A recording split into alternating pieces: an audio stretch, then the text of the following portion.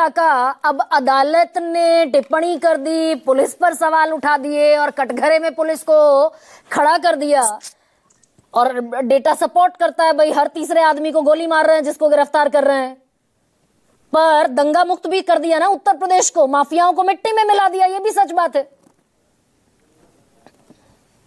गरिमा, अगर ये सच होता कि उत्तर प्रदेश अगर दंगा मुक्त है तो हरदोई में क्या हुआ, अभी संभल में क्या हुआ, बनारस में क्या हुआ, मेरठ में क्या हुआ, इन तमाम जगहों पे जो हुआ वो देखा। और आपने इलाहाबाद में क्या हुआ, वो जो अभी मनोज सर जो बात कह रहे थे, वो पुलिस कस्टडी में नहीं इनकाउंटर हुआ, वो जुडिशियल कस्टडी में इनकाउंटर हुआ।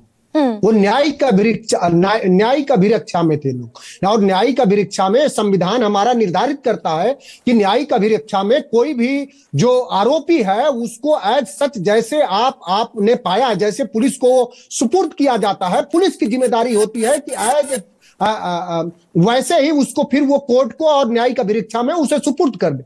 क्या जहां न्यायिक अभिरक्षा में लोग मारे जा रहे हो, जहां जेल में घुस के गोली मारी जा रही हो, और अगर अपराधी मुक्त होता तो उत्तर प्रदेश में सबसे जो टॉप 10 अपराधी हैं वो मुख्यमंत्री के सारे स्वजाति हैं। मैं पूछना चाहूंगा, जो साथी बोल रहे थे अभी उनके फेवर में, सौरभ भाई, इनके पर वो अब्बास कमर की वो जो लाइन है ना कि सामने वाले को हल्का जानकर भारी हो आप, आपकी मयार देखी है कितने मयारी हो आप, और उफ तलक करते नहीं जिल्ले इलाही के खिलाफ, आपको दरबार की आदत है दरबारी हो आप। तो आप ये बताइए कि उत्तर प्रदेश में ये जो अरुण कुमार सिंह जी की जो कोर्ट ने जो टिप्पणी करी है, वो इस तरह से टिप्पणी करी है गरिमा कि India is a bank democratic state govern by rule of law. दूसरी उनकी टिप्पणी है, मैं आपको है जो सच पढ़ रहा हूं, बताइए ना।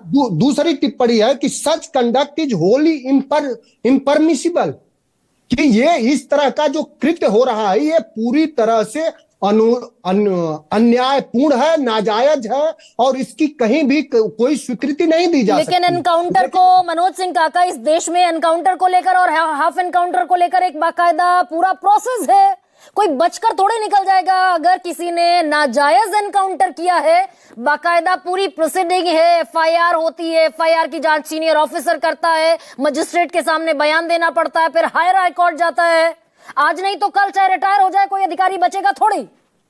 नहीं बचेगा। इसका मतलब क्या है कि उत्तर प्रदेश को रूल ऑफ लॉ से नहीं चलाएंगे आप, पूरी पुलिसिया तांडव होगा।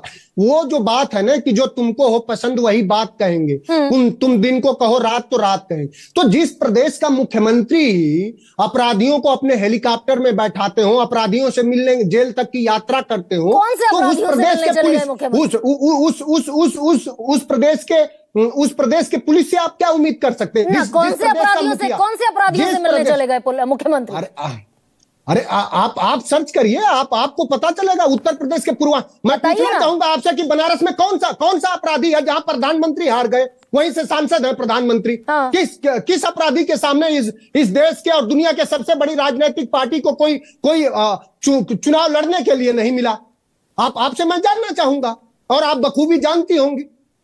ये तो हम लोगों ने 2022 से पहले हमारे राष्ट्रीय अध्यक्ष जी ने अनेकों बार कहा है कि जब मुख्यमंत्री ही सदन में कोई मुसलमान पा जाए, कोई दलित पा जाए, कोई पिछड़ा पा जाए तो उसका नाम ले लेंगे, और जब स्वजाति का कोई नाम लेगा, किसी सवर्ण का नाम लेगा, तो अपने बगलगीर के सहकर्मी को भी कहेंगे कि नाम नहीं लेना। और जैसे मुसलमान आज मोहित खान को तो इस देश की न्यायालय ने उनको बरी कर दिया, और देश के उत्तर प्रदेश के मुख्यमंत्री ने क्या बयान दिया था, देश के सदन से लेके सड़क तक भाई आपने नहीं एनकाउंटर कराते हैं ना मनोज सिंह काका, भाई आपने कितने एनकाउंटर किए? योगी आदित्यनाथ की सरकार में 9 साल में, जो सर भी अभी बता रहे थे, मनोज जी भी बता रहे थे, 256 एनकाउंटर हुए। मुलायम सिंह यादव की सरकार में 999 एनकाउंटर हुए। कौन सी मजिस्ट्रियल जांच, कौन से कितने फेक हुए, कितने जेन्युइन हुए, किसको पता?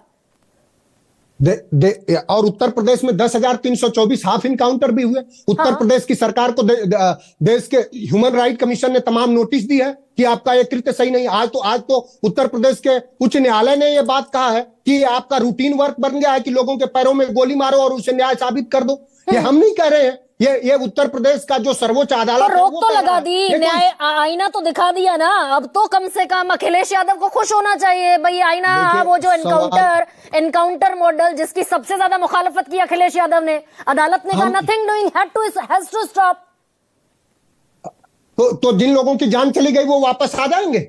जिन लोगों की जान चली गई वो वापस आ जाएंगे क्या? बुंदेलखंड का वो युवा आ जाएगा, नोएडा का वो युवा आ जाएगा, मंगेश आ जाएगा, मंगेश के इनकाउंटर को जस्टिफाई करने के लिए कमेटी में इनकाउंटर कर दिया फर्जी, वो लोग सारे लोग वापस आ जाएंगे? हाँ, तो ठीक, ओके ओके, अनुपम मिश्रा, मुझे खत्म तो करने दीजिए। हाँ, मुझे खत्म कीजिए ना, करने- प्लीज मुझे कीजिए। खत्म करने। हाँ, हाँ, प्लीज। असल में ये है क्या कि उत्तर प्रदेश के जो मुख्यमंत्री हैं, वो जो बाबा साहब ने अपने संविधान जब अंगीकृत हुआ उसके बाद उन्होंने एक बात कही कि ये संविधान अगर चलाने वाले अगर अच्छे होंगे तो इसका जो परिणाम होगा वो अच्छा आएगा, और इसको मानने वाले चलाने वाले अगर बुरा होंगे तो उत्तर प्रदेश के जो मुख्यमंत्री हैं उनको संवैधानिक मूल्यों से, सिद्धांतों से कोई वास्ता ही नहीं है। वो मनुवादी व्यवस्था के पूरे समर्थक हैं और उसी के आधार पर चलाना चाहते हैं। अगर उत्तर प्रदेश अपराध मुक्त होगा तो सबसे बड़े अपराधी उनके जात के लोग हैं, उन पर बुलडोजर चलाएं और उनके पैरों में जरा कीजिए ना पीआईएल दाखिल। मुझे समाजवादी पार्टी के प्रवक्ता एक आंकड़ा बता दें कि हमने कितनी पब्लिक इंटरेस्ट लिटिगेशन दाखिल किए हैं।